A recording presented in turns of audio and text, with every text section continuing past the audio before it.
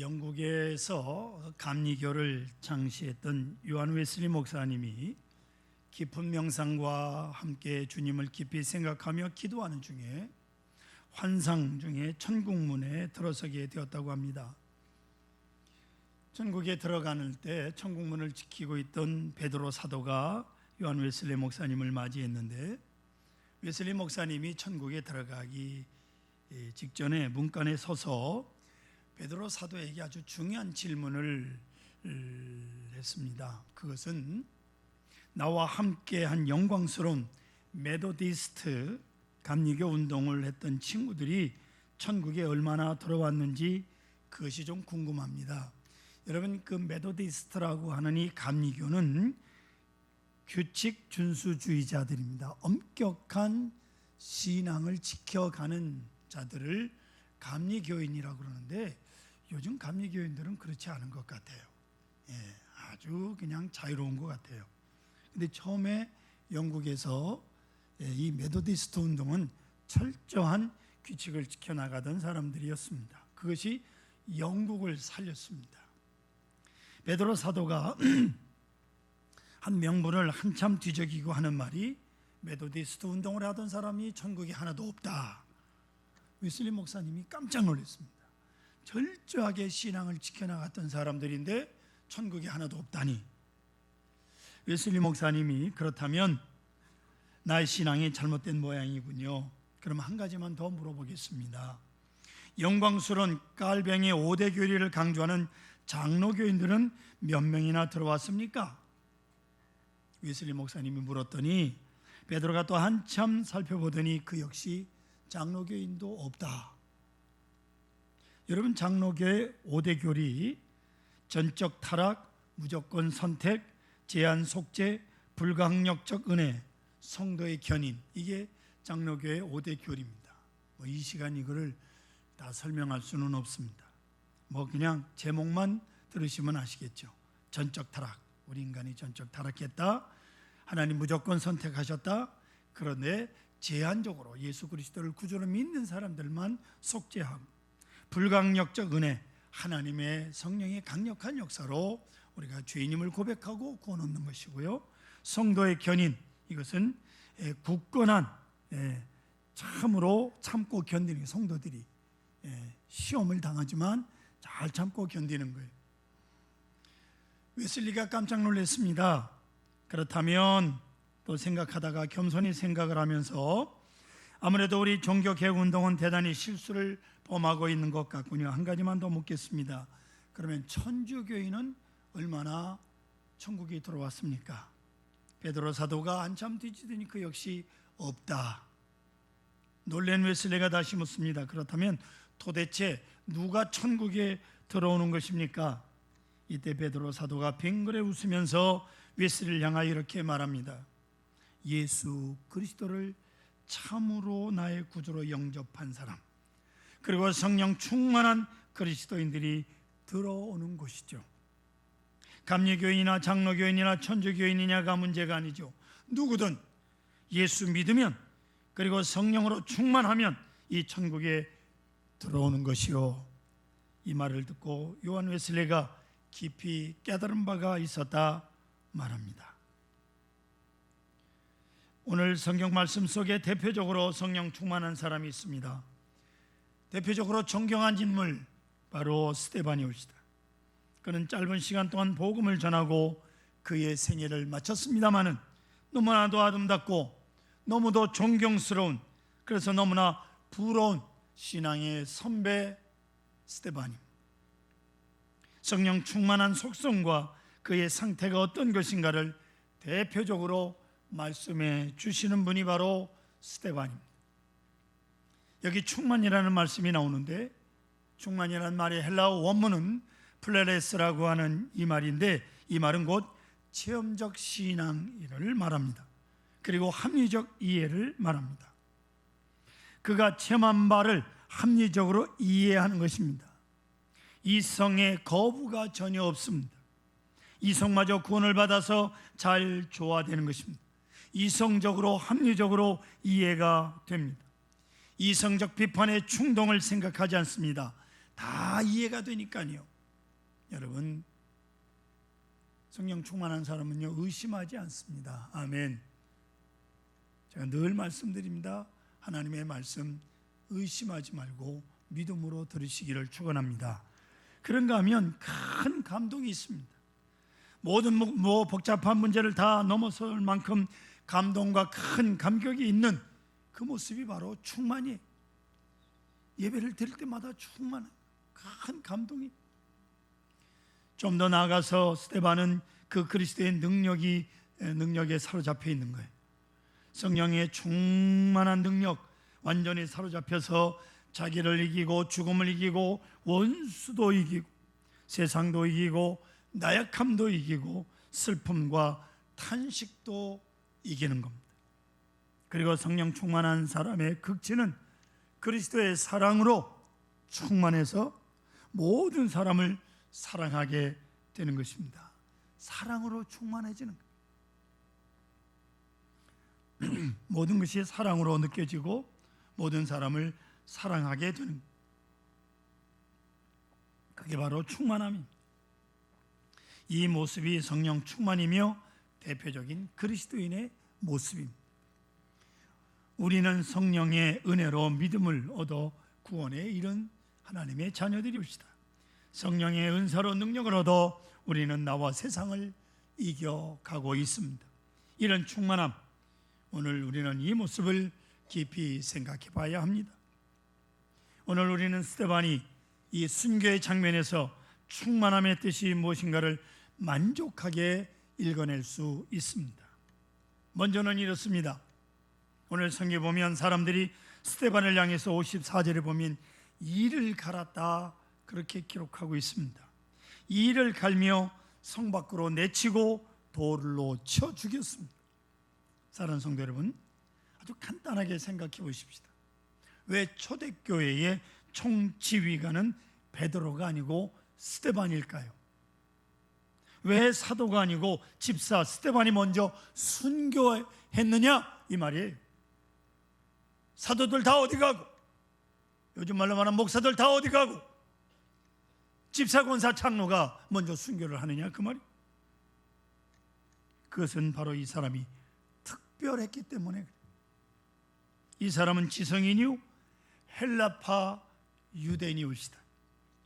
저 갈릴리 촌 사람들, 예수님의 제자 사도들이 아닙니다. 헬라파 유대인, 지성인, 당시로 말하면 세계 문물을 두루 꿰고 있는 사람, 지성인들이었어요. 이 지성인 스데반이 예수를 믿고 복음을 전할 때 동료 왕년의 같은 친구였던 헬라파 유대인들이 여기에 용납하지 못한 겁니다. 저들은 배신감을 느낀 거예요. 그래서 돌을 던져 법을 어기고 스데반을 때려 죽이게 되는 순간입니다. 말하자면 여러분, 지금 스데반을 죽이는 사람들이 바로 엊그제만 해도 친구였던 사람들이요, 같은 헬라파 유대인들이요, 그 사람들이 돌을 던지는 거예요. 아시겠습니까? 거기에는 물론 오해도 많고 문제도 많겠습니다만, 그러나 이건 분명히 알아야 됩니다. 스데반은 그거 상관하지 않습니다. 본문에 보는 대로 성령 충만했어요. 성령 충만한 자는 하늘을 우러러 봅니다. 땅을 보지 않습니다. 그 옛날 로마를 통일하고 통치했던 시저, 대단한 권력을 가지고 있었지만 그는 암살을 당할 때 칼로 자기를 찌르는 친구 브루토스 앞에서 넘어져 가장 친한 친구가 칼을 들어서 자기를 찌를 때 넘어져 하고 무릎을 꿇고 죽었어요. 그러나 스데반 자기를 죽이는 자들을 보지 않았습니다. 어떻게 내가 이럴 수 있느냐, 내가 어찌 이럴 수 있느냐 하지 않았습니다. 과거에 같이 지냈던 동지들입니다.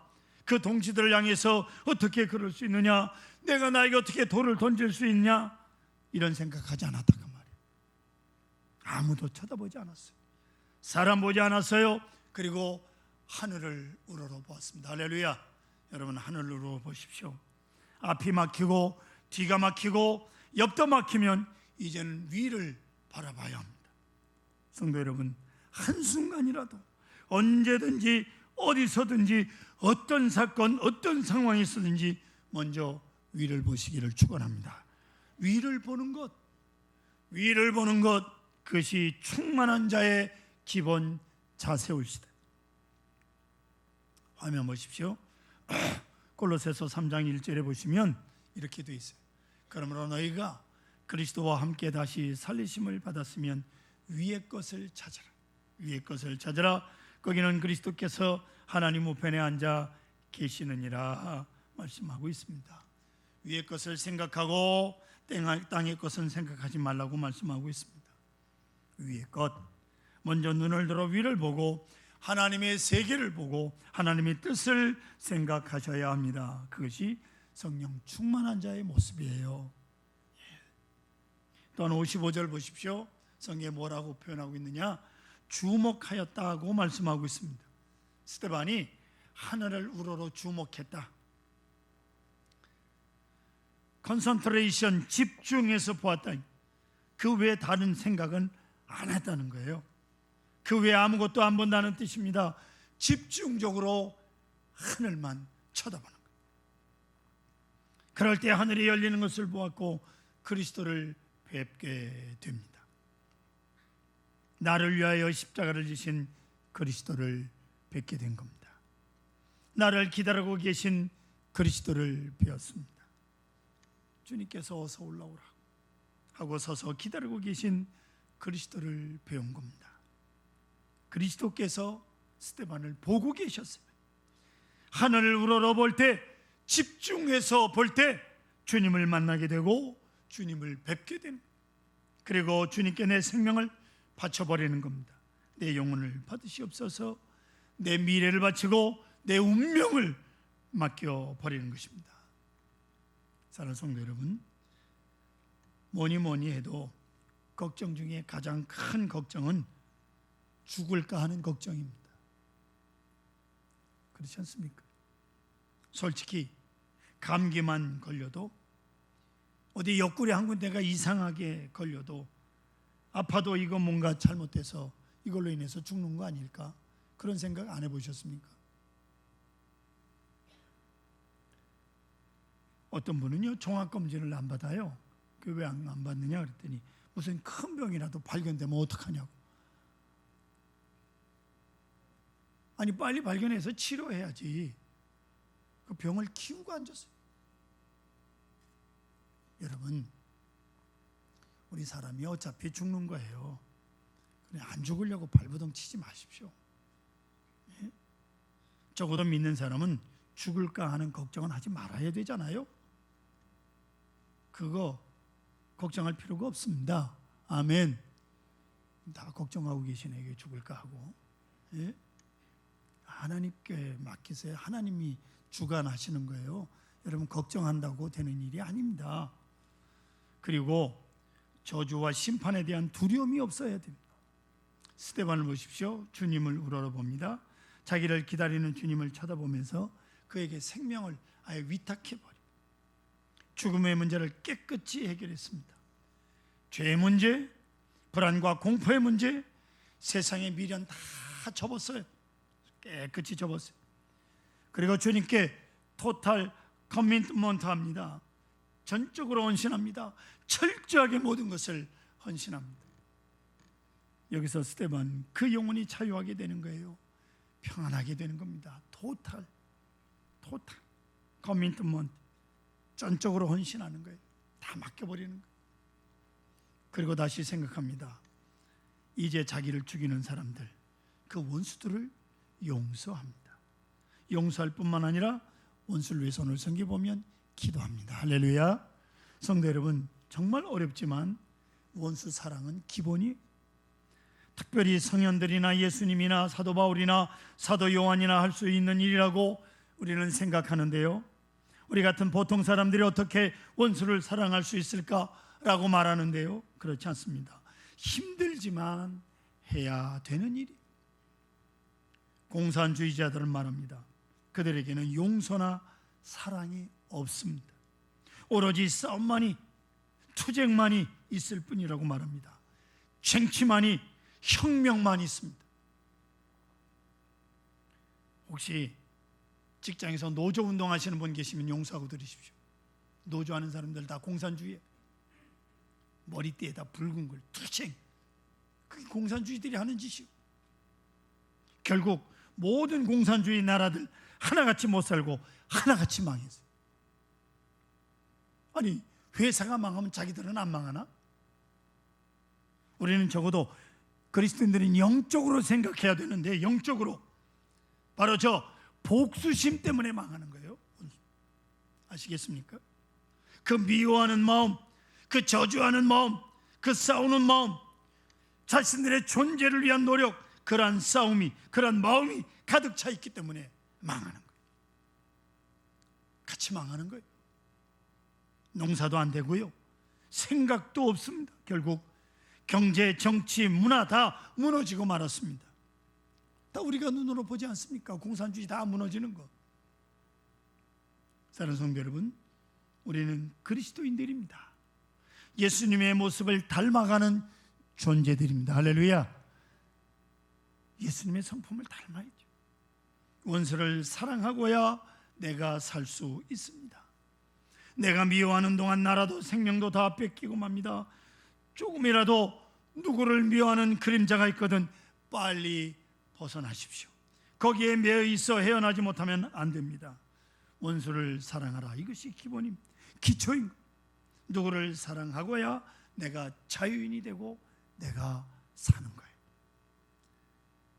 베르나르드 클레르보, 이 프랑스 사람입니다. 라는 수도사가 쓴 하나님의 사랑이라고 하는 책에서 이 클레보르는 4가지 사랑의 단계를 설명합니다. 첫째는 자신을 위하여 자신을 사랑하는 사랑입니다. 철저하게 이기적이고 육체적인 사랑입니다. 나를 위해서 나를 사랑하는, 이걸 사랑이라고 말할 수 있겠습니까? 결국 망하는 사랑이에요. 두 번째로 자신을 위하여 하나님을 사랑하는 겁니다. 요새는 하나님을 사랑한다고 하지만 따지고 보면 전부 자기 사랑이, 열심히 주를 봉사해서 복받고, 열심히 봉사해서 칭찬받고, 열심히 봉사해서 축복받고, 이 기복사상은 하나님을 사랑한다고 하면서 자신을 사랑하는, 자기를 위해서 하나님을 사랑하는 사람이 있어요. 이거 진정한 사랑이 아닙니다. 세 번째, 하나님을 위해서 하나님을 사랑하는 것입니다. 그런 사람이 있어요. 그런 신령한 세계에서 추상적으로 하나님의 뜻을 압니다. 하나님의 깊은 사랑에 감동을 합니다. 하나님을 위해서 하나님을 사랑하는 것입니다. 오직 하나님의 영광을 위해서. 그러나 여러분 잘 보십시오. 여긴 구체적인 것이 없기에 그 사랑, 그 마음은 곧 사라집니다. 이걸 아셔야 됩니다. 네 번째, 가장 아름다운 사랑은 하나님을 위해서 나를 사랑하는 겁니다. 따라하십시다. 하나님을 위해서 나를 사랑하는 자. 나를 사랑하자. 그렇습니다. 하나님 안에 있는 내가 너무 소중하니까. 할렐루야. 우리가 얼마나 소중한 존재인지 몰라요. 왜요? 나를 위해서 하나님께서 주님을 세상에 보내셨고, 나를 위해서 주님이 죽으셨으니까. 하나님께로부터 받은 은사가 너무 고마우니까 하나님을 위해서 나를 사랑하는 거예요. 사랑하는 성도 여러분, 남편을 진정으로 사랑하십니까? 그러면 자기 자신을 사랑해야죠. 아내를 사랑하십니까? 그러면 자기 자신을 사랑해야죠. 아이들을 여러분 사랑하십니까? 아이들을 위해서 내가 건강해야 됩니다. 부모님을 사랑하십니까? 부모님을 위해서 내가 명랑해야죠. 내가 낙심하고 한숨 쉬고 절망하면 내가 부모님의 마음을 아프게 하는 거 아닙니까? 모름지기 하나님을 위하여 나 자신을 사랑할 줄 알아야 합니다.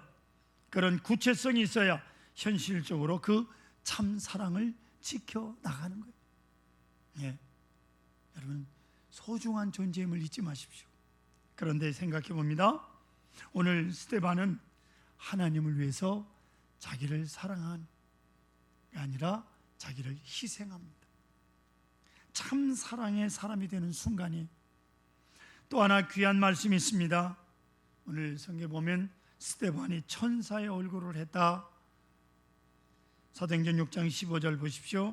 같이 읽겠습니다. 공회 중에 앉은 사람들이 다 스데반을 주목하여 보니 그 얼굴이 천사의 얼굴과 같더라. 할렐루야. 스데반이 바로 그 순간 그 얼굴이 천사의 얼굴과 같았다고 말합니다. 우리는 천사를 본 적이 없습니다마는 천사의 얼굴이 어떠할지는 짐작은 합니다. 바로 그것이 변화된 모습이옵시다. 성령 충만해서 변화된 모습이 바로 천사의 얼굴이옵시다. 위를 보는 사람 천사의 얼굴과 같습니다. 원수를 다 수용하고 사랑해 버릴 때 바로 천사의 얼굴과 같습니다. 그 사람이 바로 천사의 얼굴이. 정확하게 제가 뒤져보지는 않았지만 미스 코리아를 뽑는, 미인을 뽑는 대회 오랜 역사를 가졌습니다. 그래서 세상에 알려진 미인들이 많습니다.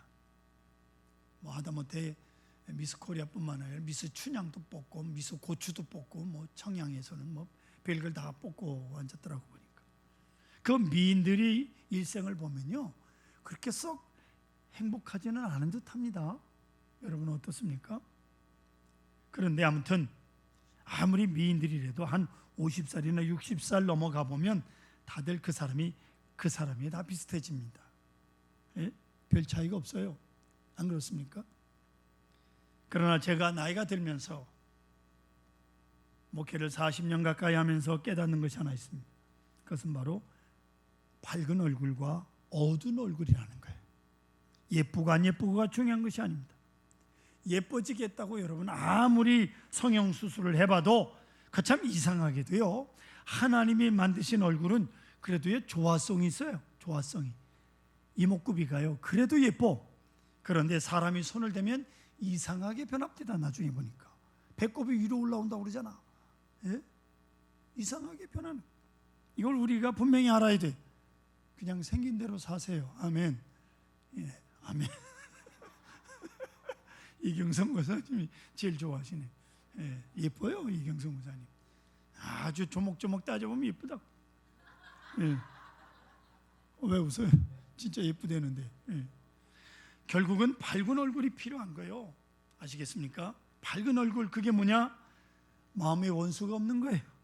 모든 사람을 사랑하고 자유하면서 마음이 천사가 되고 얼굴도 천사가 되는 것이 옳시다. 할렐루야. 밝아지는 거죠. 밝아지는. 그의 삶이, 그리고 그의 얼굴이 설교요 천도예요. 제 얼굴이 썩어가지고 누구에게 천도를 합니까? 예? 생각해 보세요. 입만 벌리면 비아냥거리고 원망과 불평을 하면서 무슨 전도를 하겠다는 거예요? 예? 우리 서강가족 여러분, 모두의 얼굴이 밝았다는 소문나기를 소망합니다. 서강교회 교인들은 얼굴이 밝아. 예, 이게 우리 신앙의 목적이요. 적어도 저 사람 요새 와서 보니 날빛이 밝아졌다 하고 여러분을 따라서 교회 나오는 역사가 이루어지기를 축복합니다. 이 최고요. 그것이 전도입니다. 천사의 얼굴 얼마나 아름답습니까? 그리하여 스데반은 마침내 사울이라고 하는 제자를 얻어요. 여러분 중요한 얘기입니다. 집사가요 사도를 제자로 만들어. 이 얼마나 놀라운 일입니까? 사울이 뒤에 바울이라는 위대한 사도가 되지 않습니까? 생각해 보세요. 이 사울이 스데반을 죽이는데 한몫을 했습니다마는 스데반이 죽는 모습을 보고 큰 감동을 받아요. 스데반이 마침내 사도 바울을 사로잡은 겁니다. 사도 바울의 사상, 사도 바울의 신학의 근거가 어디에서 왔느냐 하면 완전히 스데반의 마지막 설교, 바로 이 7장에 스데반이 설교한 그 설교가 사도 바울의 신학의 근거예요. 바울 신학의 책에 근본적으로 스데반이 죽을 때 한 설교, 그 스데반의 사상을 넘어서지 못했다고 하는 것입니다. 한마디로 말해서 스데반의 제자가 사도 바울이요. 놀라워요. 영국의 유명한 설교가 스펄전 목사님이 하루는 기도하다 말고 자꾸 훌쩍훌쩍 울어서 사모님이 옆에서 왜 우느냐고, 무슨 걱정거리가 있느냐고 물었더니 스퍼전 목사님이 아주 유명한 말씀을 합니다. 요새는 웬일인지 십자가를 생각할 때 감격이 없어. 이것은 신앙의 위기야 라고 말했답니다. 사랑하는 성도 여러분, 십자가를 생각할 때, 나를 위해서 지신 주님의 십자가를 생각할 때 큰 감격이 있습니까? 진정으로 그 감격으로 모든 것을 이깁니다. 이 감격이 메말라 버리고 나면, 바닥이 나면 삐걱 소리가 나고 문제가 생기는 거예요. 여러분 가정에 왜 문제가 계속 생겨납니까? 감격이 충만한 사람, 그에게는 하늘이 열립니다. 할렐루야. 충만한 사람에게 그리스도께서 나타나십니다. 그리스도께서 나를 기다리고 계십니다. 여러분 어떻게 살고 싶습니까? 아니 어떻게 죽고 싶으십니까?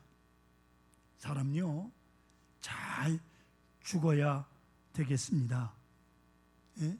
잘 죽어야 되겠더라고. 제때 좀 근사하게 죽어야겠습니다. 이거 잘못되면 한평생 수고한 거 다 망치고 말잖아요. 성도 여러분, 스데반의 저 장엄한 순교를 보십시오. 그 영광된 시간을 보십시오. 부럽지 않습니까? 천사의 얼굴을 하고 주님의 영접을 받는 저 스데반을 보십시다. 충만함이에요. 그에게는 원수가 없습니다. 그에게는 어두운 그림자가 하나도 없습니다. 오직 밝은 마음과 소망과 영광과 천사의 얼굴이 있을 뿐이옵시다. 우리 모두 스데반 같은 충만한 감격이 있기를 간절히 소원합니다.